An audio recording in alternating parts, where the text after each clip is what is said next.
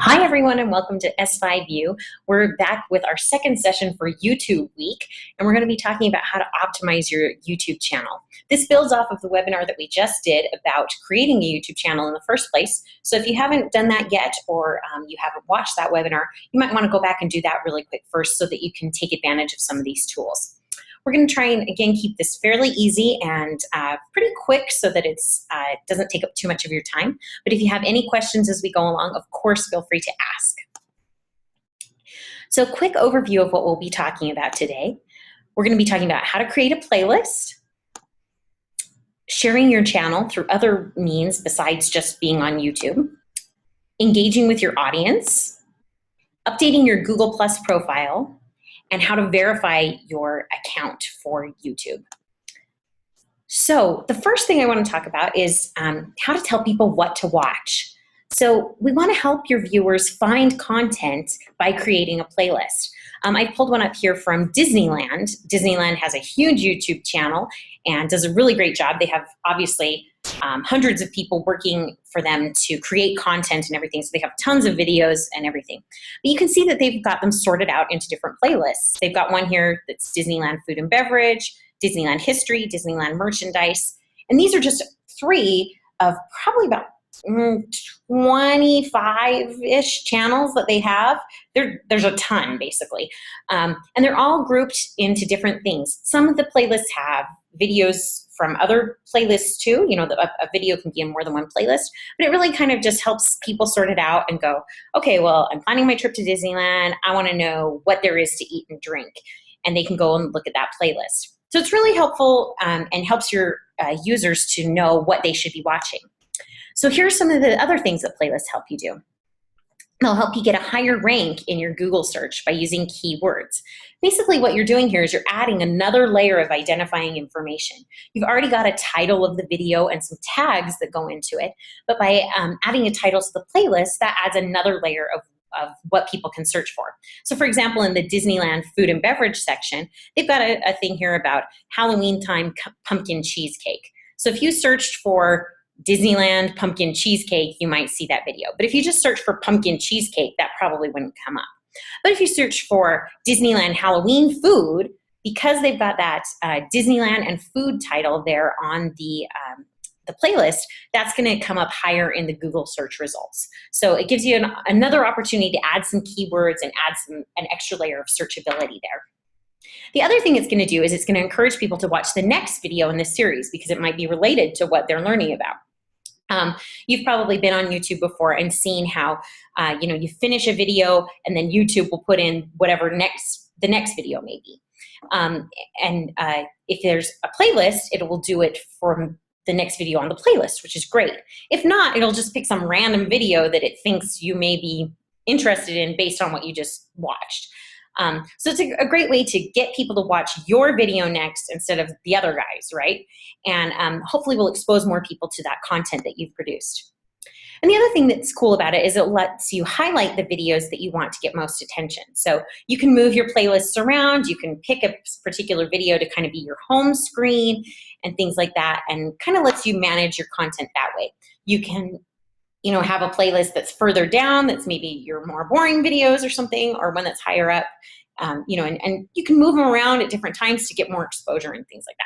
So that's a really great way to highlight those videos and draw different attention to them throughout time. So how do you make a playlist? That's a relevant question here, right? So what you're going to do is you're going to click on the Video Manager tab at the top of your profile. It's right there in the middle every time you log into YouTube. And it's going to pull up this drop-down screen on the left-hand side of your page. And what you're going to want to do is click on this Playlists button right there that you can see. This will bring up all of your existing playlists or give you the option to create a new one. So if you don't have any yet, that's okay. It'll say new playlist. You can come up with a name. You can drag and drop in which videos you want to be part of it. And it will let you create the whole thing. Really easy, super user-friendly, very, very intuitive. You can also use this as a chance to make any edits that you'd like to the title of your videos, the tags on the videos, any info like that that is included on the video that you're going to be including in the playlist. Maybe tell why you wanted it in the playlist, how they all fit together. You may want to say that it's, part one of whatever series or things like that. So again, in that video manager tab, you can always go back in and change all those things on your videos, but this kind of gives you another opportunity to do it when you're creating a playlist and kind of makes you think about it as a whole and how they all fit together. So, one of the big questions we get out here is at Social5 from our clients is, well, I posted something online, so how come everybody hasn't seen it? I posted my website, how come I'm not getting a ton of web traffic? Or I created this YouTube channel, why isn't anyone actually seeing it? And while you're gonna get some organic views on YouTube, you definitely wanna get the word out about your YouTube channel. No matter what you post, there'll be someone who probably watches it on YouTube. But you wanna bring in that audience and bring in your clients so that they'll appreciate that channel and see what you've got to offer. So we're going to do, you've heard us say this before, it's going to be branching out on that social network and trying to cross promote and tie them all together.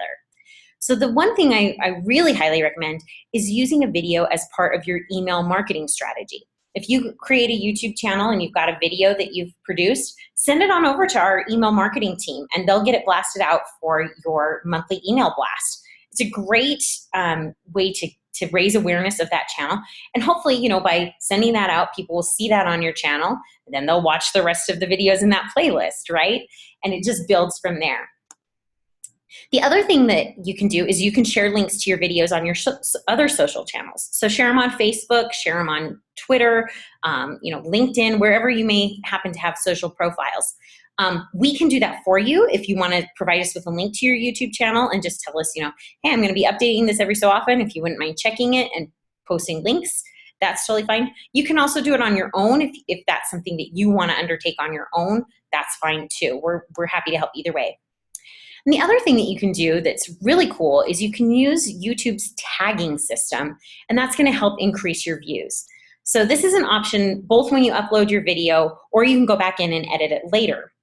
You're going to see this box that comes up when you're when you're uploading your video or when you're editing it. And it's just a tags box. And basically what you're going to do is you're going to type in the search or the keywords that go with whatever video you're posting. And what it will do is it'll bring up a whole, as you start typing, it'll bring up a range of tags that people are commonly using on YouTube to help find that video. Now, you can use existing tags. That's a really great option because that will help improve your search ranking. If you want to create your own tag, you can certainly do that, but it doesn't mean it's necessarily going to help you get views. But it might help you because then you know that you created that tag and you can sort all your videos based upon that tag or whatever. So there are a couple of different applications there. But if it is something that you want to just draw more eyeballs to your videos, go ahead and use those existing tags that YouTube already has in place. So another thing that's really important on YouTube, we say this about every social channel, but I would say it's almost even more important on YouTube, is engaging with your audience. And the reason for this is that YouTube gets a really bad rap for having some of the worst trolls on the web. So you really need to have a thick skin and be ready to engage with them in a friendly and positive way. You've heard me say before that the internet has some of the very best people and some of the very worst people. And it's like some people just don't have anything to do besides, troll other websites or whatever. So back to, we're still looking at the Disney YouTube channel. We're going to talk about these comments on a new Star Wars video that they posted recently. It was about like Star Wars coming to the Disney parks. So some people left some comments. They're really nice. I already saw The Force Awakens. My favorite character is Rey. Other people hop in. My favorite characters are Han Solo and Chewbacca. I like BB-8. I like this person, right? Really positive, uplifting comments, really nice. Then someone comes in with this one. I want a My Little Pony friendship games from the Battle from the Poem, blah, blah, blah, blah, right? Total spam. All they're doing here is that they've hopped on a really popular video. I think this particular video had over 6 million views, which would be a YouTube tip. If you have anything involving Star Wars right now, if your business can find some small way to relate to that, make a video of it or some sort of post because it will be very popular. You'll get a lot of views. But anyway, so this person, is trying to piggyback off of that and go, oh, well, there's a ton of people commenting on this Star Wars video. I'll add this comment about these My Little Pony toys that I'm selling on my website and try and get people to buy them. So total spam, totally obnoxious. And this is why it becomes really important on YouTube to interact with your audience. You're really going to want to curate your comments and delete the spam and the trolls that come in. There's no reason why you shouldn't just delete this comment on your page. And again, obviously with a video that has 6 million views, Disney probably doesn't have time to curate every single comment, but unfortunately your small business or even medium or large size business is probably not going to get quite that many views on your YouTube video, right? So you have the ability to really interact with these people one-on-one and to really curate that comment section and make sure that it's up to snuff. So the other thing you're going to want to do on engaging with your audience is when someone says something positive, give them reinforcement and say thanks for positive comments. Again, this is something that Disney isn't doing because they've got too many comments going on. But, if someone says that they like your video or that they found it helpful or something like that, please respond to them. We find this a lot in social media is that people get on, a Facebook page or a Twitter feed or whatever, and they send out a post to the company, and they don't really expect to ever hear back. They think it's kind of like just this vacuum, and they're just sending it out there to whoever. And so it really means a lot to them when you respond, especially if it's something positive. I think people are used to being responded to if they hear complaints. But if someone says like, hey, this video was so helpful, I really loved it, and you say, oh, great, we're so glad you enjoyed it, please share it with your friends, they're going to be like, oh my gosh, they heard me and they listened. That's so cool. Now, the other thing that you're going to get some of, obviously, is negative comments and critiques of your videos. And you need to be ready for that. It's the same with any, anything you're putting out there on the internet, any content. You're probably going to have your detractors and everything, or people who are unsatisfied customers who want to complain. So if that happens, you just need to have a thick skin and, not engage in an emotional way. Just stay professional and courteous and really calmly respond to whatever complaint or whatever they have. Now, I want to point out the difference here in that, you are going to get legitimate complaints and everything. Don't necessarily feel like you need to delete those. Those are great, especially if you can show how you responded to them in this friendly, positive, helpful way. But if someone spams you, go ahead and just get rid of that. There's no need to have that on your channel. So go ahead and delete those. People post horrible stuff. They'll just post like strings of swear words or, links to some other site or something like that. Go ahead and delete those. They have no business there.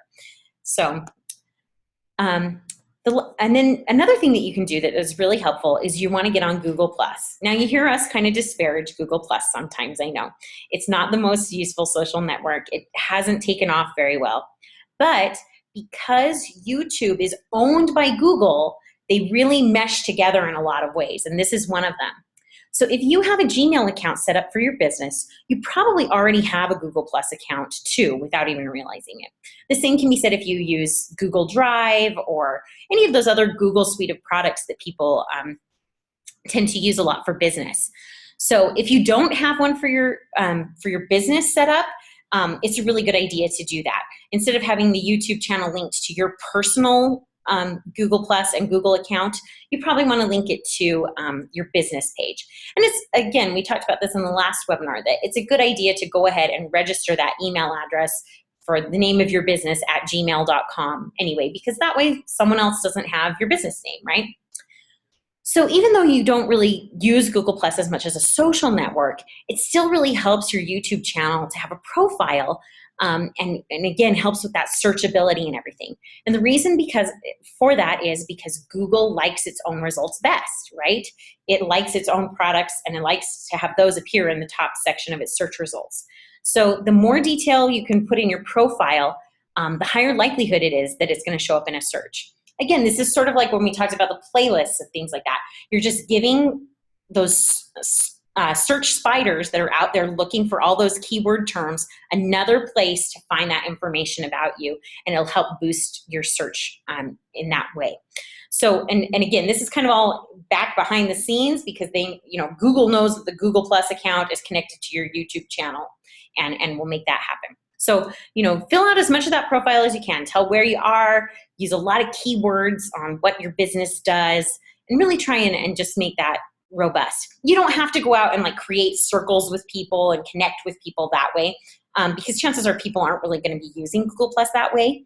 But just fill out that profile form as in as much detail as you can, and that will really bolster your results.